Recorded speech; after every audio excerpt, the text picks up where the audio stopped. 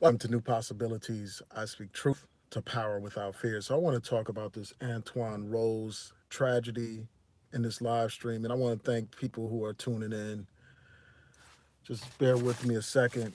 And I'm also going to do another live stream right after this one. There's a couple of things that I have on my mind. For those of you who aren't familiar with this Antwon Rose situation, you had this young brother, 17 years old, an African American boy, who was shot and killed by East Pittsburgh police. Now, he was in a vehicle. The police stopped the vehicle. They suspected that this vehicle had been involved in a shooting. They stopped the vehicle. Antwon Rose and one other person hopped out of the vehicle. Shout out to Miss Evans. They hopped out of the vehicle. They began to run from the police.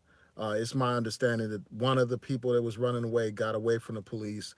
The police officer shot and killed Antwon Rose, shot him in the trunk, assumingly in the back, while he was fleeing. And that officer has been placed on administrative leave. And the crazy thing about this situation is that officer who killed this brother had only been sworn in a few hours before this police shooting. Now, again, as I said, they said that the vehicle matched the description of another vehicle that was involved in a police shooting. The police claim that they recovered some guns from the car, and they claim that they have certain evidence that this vehicle was, in fact, involved in a shooting that took place. Now, it's important to note a couple of things from this particular article, and when I get a chance, I'll post the article in the description box so that you all can check it out. But there's a case called Tennessee versus Gardner, which basically lays out the standard for police shooting fleeing suspects. They have to have a probable cause that that suspect poses a threat to people. Um, this occurred in Pittsburgh. I'll include a link in the description box to the story in a second, after this uploads. But basically, if someone is fleeing the police can't just fire upon them simply because they're fleeing. They have to have probable cause that that person poses an immediate threat to the officer or to others. And in this situation, this young brother was unarmed at the time when he was fleeing the police. He did not have a gun. He did not threaten the police. He was running from the police. But yet and still, this police officer, a rookie who was only sworn in a few hours ago, shot and killed this brother. And people are rightfully outraged about this situation. Shout out to Black Righteous folks. Um, People are rightfully outraged about this situation. So you had people demonstrating in the streets, because this is a situation where this brother was a good kid, according to the reports. He was someone who volunteered time at a free store where they gave out all kinds of things to the public. This young man was described as somebody with a great smile that, motivated people and all that kind of stuff, a bright student, somebody with unlimited potential. But here he is, 17 years old, and his life is snuffed completely out. And this cop basically gets a paid vacation right now. And they're trying to decide whether or not, you know, this matter will be prosecuted. It's going to the district attorney. It's up to the district attorney to decide what happens in this situation. There's still an investigation going on. But this is just another example of the senseless violence that these police commit against our people, man. And the question is, what are we going to do about it? And I just want to take out time right now to salute those brothers and sisters who decided to take action by literally putting their bodies in the street and stopping traffic, obstructing traffic.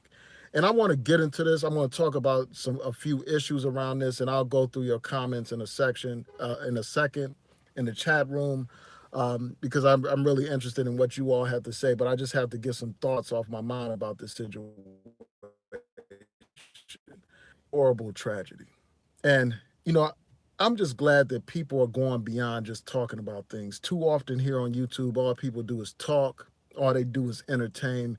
But you had these young people, these young soldiers take action. They said, well, if they're going to kill our people, we're going to disrupt business as usual. We're going to literally obstruct traffic. And that's what those brothers and sisters did.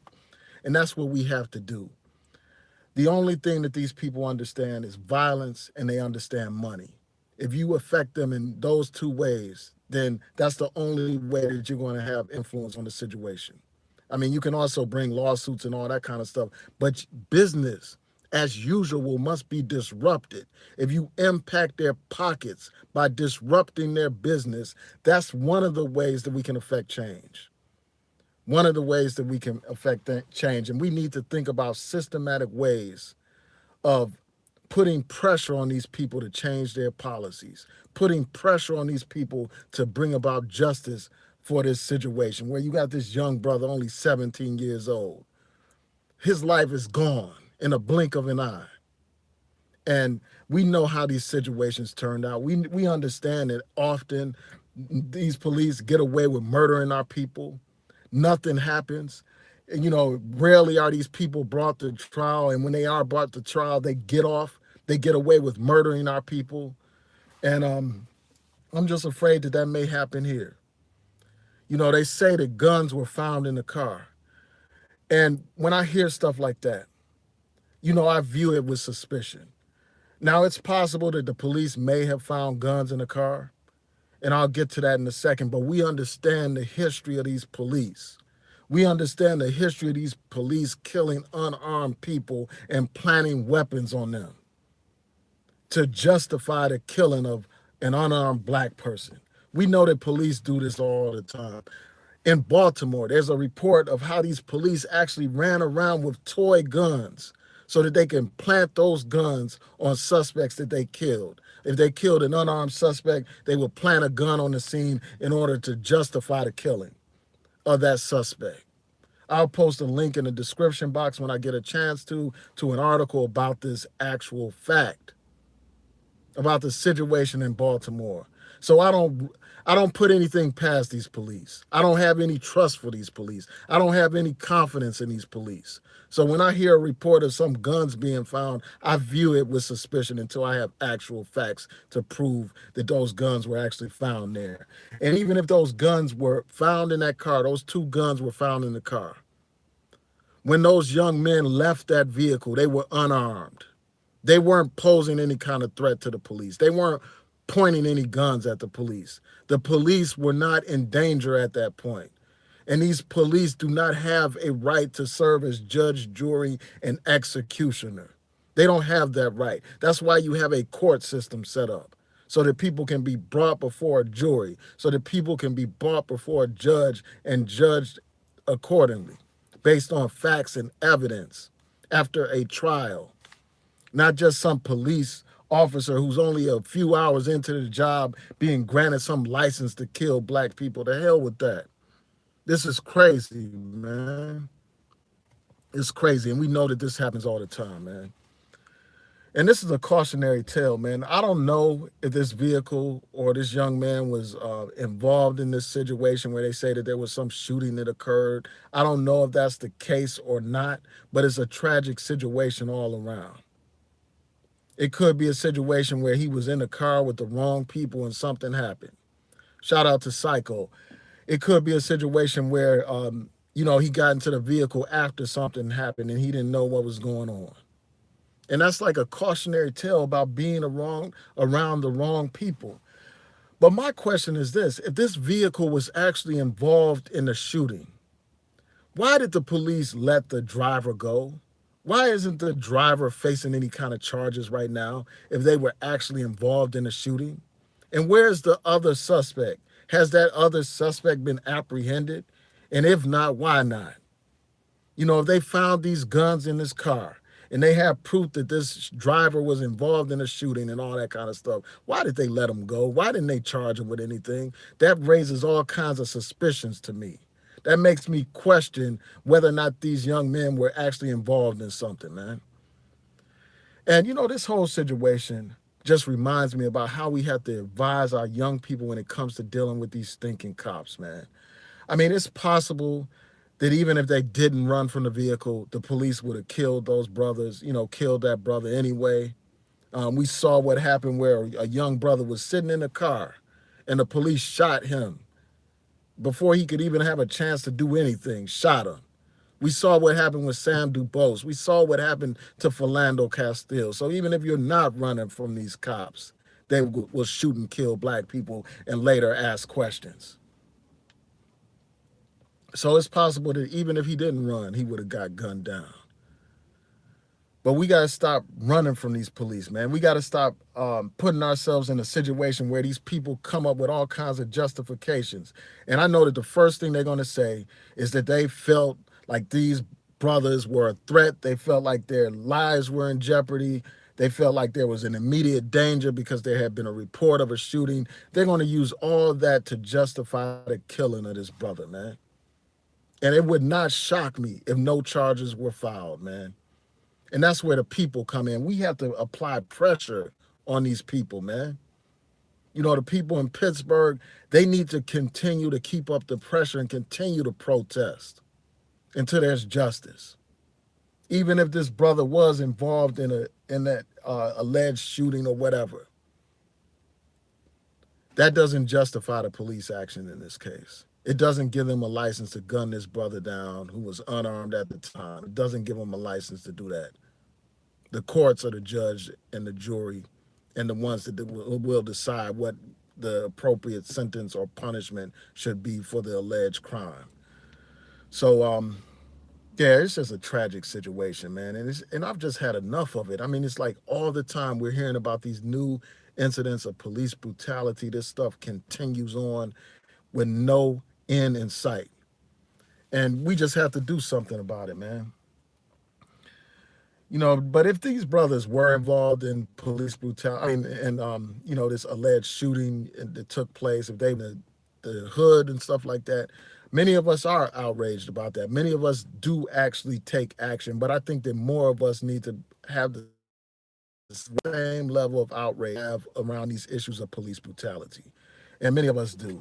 Um, just like you have people marching and protesting against the shooting of this brother, we need to have the same kind of anger and vigorous opposition that we have when people are killed in these inner city violent incidents. We need to stop this kind of stuff from happening, man. Now, we don't know one way or the other if this brother was involved in some shooting or whatever. We don't know. I'm looking forward to hearing more information about that, getting more details about that. But if it's the case, man, we need to intervene in these young people's lives so they won't be caught up in a situation where they end up a victim of police brutality. So they won't get caught up into a situation where they're participating in their own genocide, man. That's what we have to do. Man, it's just a tragic situation all around, man. So I'm going to go through your comments real quick before I close out. I want to thank y'all for tuning in. Again, I'll just go back to one of the key points that I made, and that's this. There's a case called Tennessee versus Garner, which points out how the police cannot just randomly shoot somebody because they're fleeing the scene of a crime, alleged crime. The police have to have probable cause that that individual posing an immediate danger to that police officer or to others before the police officer can fire on that person. And here you had two young black men who were unarmed. The police had no justification to fire upon them. So I'm going to look through your comments real quick, and then I'm going to close out this video, and I'm going to do another video about this situation where this brother was dating this white girl, and this police officer, who was the girl's father, harassed that young brother. I'm going to talk about that in the next video. So I'm going to go through your comments right now. Just bear with me a second. Shout out to Miss Evans. Shout out to 4 Black Righteous Folks Home. Good morning to you. Good morning to Power to the People.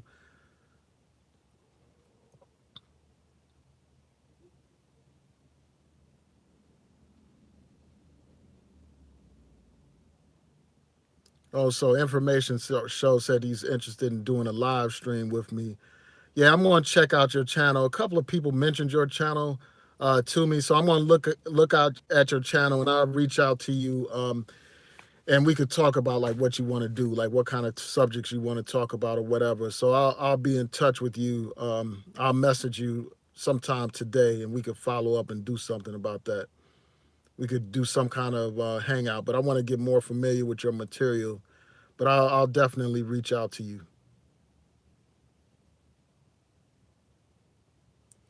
Shout out to Miss Evans. I appreciate your $5 donation. I really appreciate that, man. It's important that you support YouTubers, not just by, thumbsing up their videos and sharing them, but also by, financially supporting them, showing them a token of support. I appreciate that. So Curtis James said obstructing traffic will not prevent another shooting of this nature. It may not. It may not prevent. Just in and of itself, simply temporarily obstructing traffic, that may not prevent a shooting of this nature. But it's something. And I think that if people did it on a sustained level, that would bring attention to the matter. It would force, for instance, the Justice Department to find out what's going on in Pittsburgh, to conduct an investigation. As we saw in Ferguson, protests had an impact, as we saw in Baltimore with the so-called riots and the rebellions. That had an impact. If it wasn't for those riots and those rebellions and those protests, the Justice Department would have never come to those jurisdictions to conduct an investigation. I doubt that they would have. And those investigations that they conducted led to consent decrees, which affected future policies in those police departments. So we can never downplay the significance of protesting. We have to get beyond just feeling defeated, feeling helpless, like there's nothing that we can do. Like all we can do is talk about things. It's time for us to quit talking and start acting, man. We need to act. We need to get out in these streets and put in that work. Those brothers and sisters in Pennsylvania, in Pittsburgh, I salute them. We need more people like that actually doing something instead of talking about something. We need people like the Black Panthers, the original Black Panthers, who went beyond the rhetoric and actually did something to make a difference. Went beyond the talk and actually confronted the pigs that were killing our people. So we have to do something, man. And I think that obstructing traffic is a way to bring attention to the issue. And even more important than obstructing traffic, we need to obstruct business. We need to do something to interrupt the business affairs of this country in order to affect change.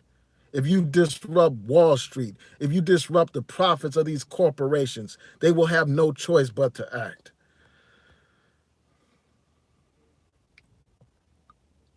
Yeah, so Information Man Show said the only thing that they understand is money. You affect their money, you disrupt the system, and they'll take notice. Yeah, they definitely will take notice. And like Brother Malcolm said when he talked about like communicating in a language that they understand, man. He talked about how these people speak the language of violence. They understand violence. If black people were to stand up to these police would be forced to understand. They would be forced to pay attention. The system would be forced to pay attention, just like they were forced to pay attention when the Black Panthers stood up to these police. As long as black people are the only ones dying, the only ones bleeding, business continues as usual, man.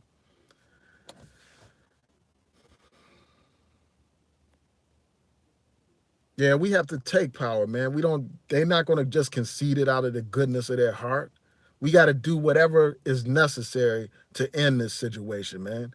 Because every other day is a new black victim of police brutality. But yet you have these people that want to ignore this police brutality issue. You have these people, these Negro coons like, Candace Owens and stuff like that. They have the audacity to criticize Black Lives Matter and these organizations fighting against police brutality at a time when our people are being gunned down by these police on a daily basis. It's time for us to stand up.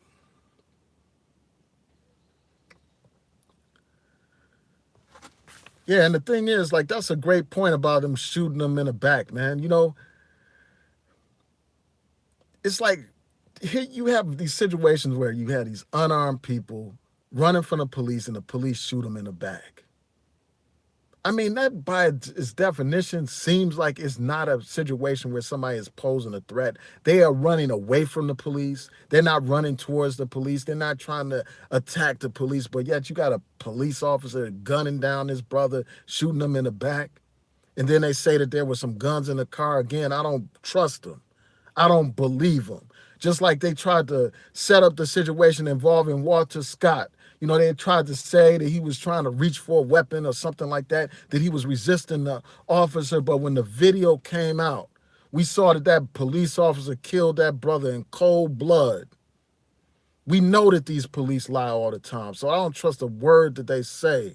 Not a word.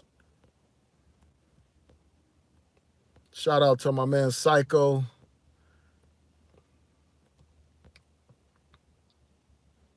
Also, Back to Love said that they were not involved. They had the wrong car.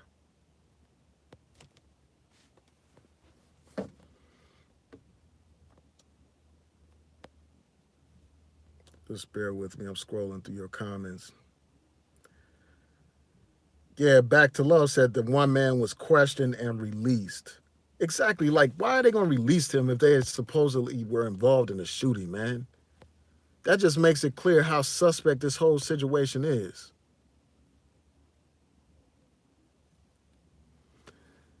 Yeah, so Westwood said not only do you need to know who you're hanging with out, you know, who you're hanging with as friends, but you also need to know how to deal with these cops. Exactly, man. We just have to teach our young people about how to interact with these cops. And I did a video a while ago where basically I uploaded some. I think I uploaded information from Roland Martin's show where he had, you know, these attorneys on there giving people advice about how to deal with these police. And what I'll do is I'll post a link in the cards when I get a chance to, so that people will know how to deal with these police. Also, there's a great resource that the NAACP provides about how to deal with police. Um, yeah, but I'll post a link in the card so that you all can read that about how to deal with police, how to interact with police, so you can learn, you know, and a lot of things a lot of us learn. You know, a lot of our parents have taught us how to deal with these police. Shout out to Elaine Lloyd. You said that was a new officer. So they're being trained to kill black people. Yeah, that's what you would think based on how this officer carried out his functions only a few hours after being sworn in. So Westwood said boycott and crash the businesses. Yeah, it just has to be a calculated boycott, man. We just have to do something.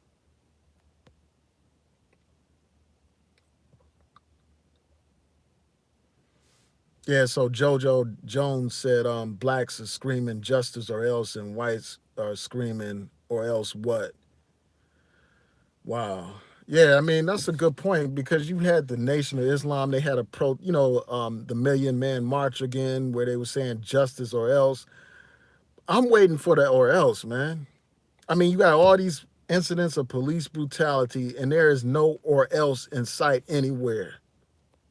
All you have is a continuation of more of the same black people being killed by the police, man. We have to be the or else. We can't wait on anybody to make a difference. We have to look in the mirror if we want to find a savior, if we want to find somebody to rescue us from this situation. We have to look at ourselves and we have to take action. We got to move beyond just talking on YouTube about things. When I get a chance, I'm going to post links to some articles so the people in Pittsburgh can hook up with these organizations that are actually doing something on the ground about this situation.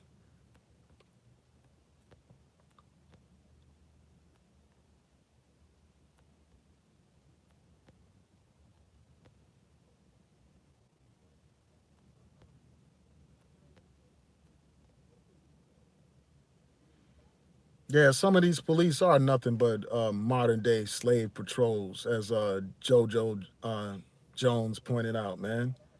That's how they function. They function like they are overseers on a plantation. like they are slave catchers on the plantation. Shout out to Being CC. Shout out to you. Shout out to Water Sniper.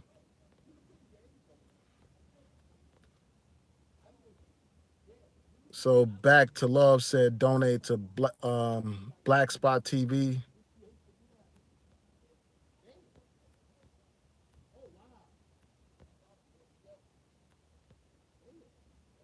So Back to Love said quit looking for humanity in people who don't possess it. Yeah, these people that kill, these cops that kill our people, these jurors that allow these cops to get away with murdering our people, these DAs that allow these police to kill our people, they don't have any humanity. And it's not about looking for their humanity or whatever, appealing to their sympathy. We need to put demands on this system.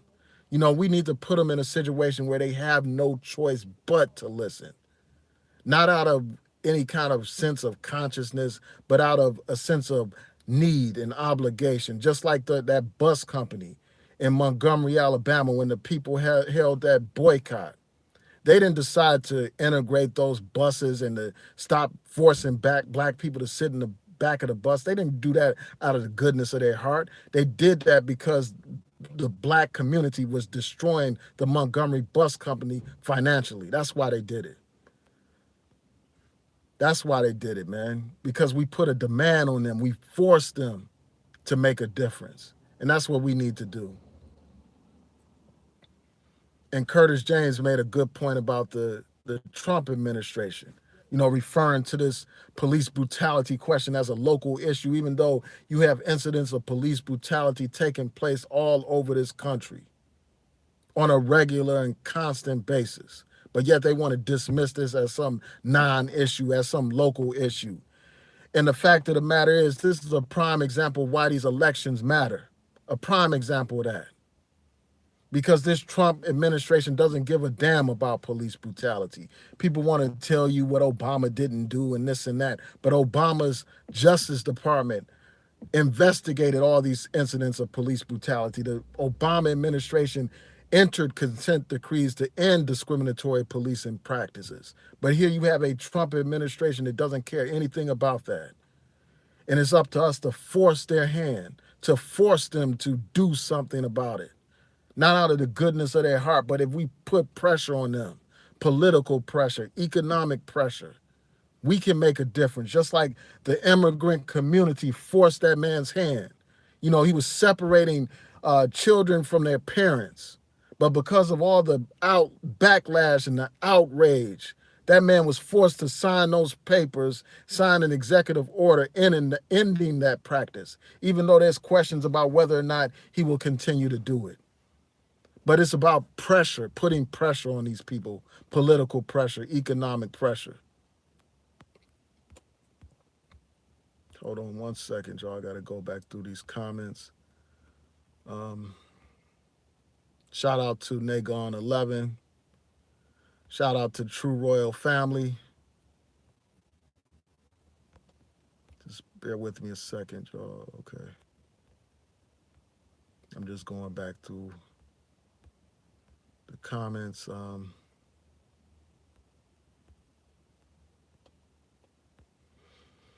Yeah, so in elections matter, man, because who's the president determines what kind of justice department you have, and this is a prime example of that. But we can force this administration to take some action. We can force them to investigate.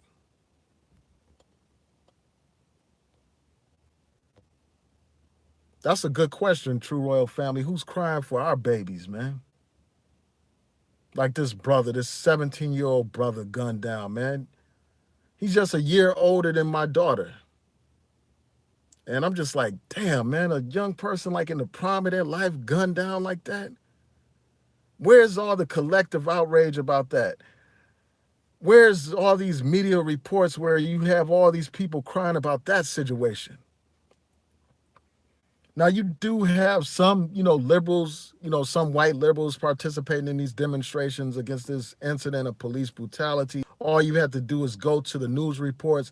But the media, they mentioned this story, but they don't express the same kind of outrage because we have been programmed.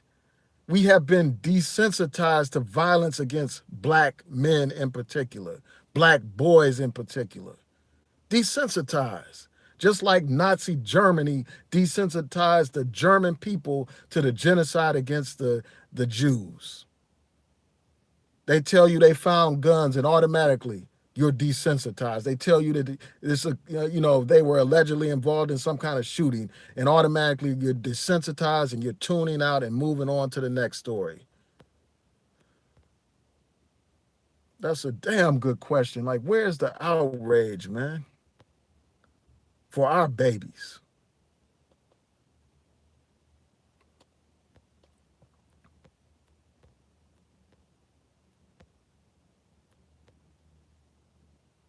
Back to Love said, let's see if Rachel Maddow will cry about this. Exactly. True Royal said they'll never cry for our royals.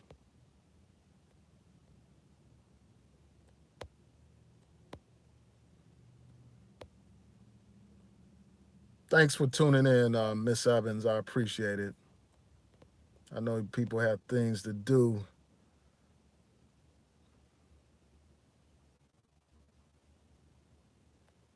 Oh, so Water Sniper said I need to come to Psycho's Black Game Night sometimes. I need to check that out. I'm gonna have to check it out.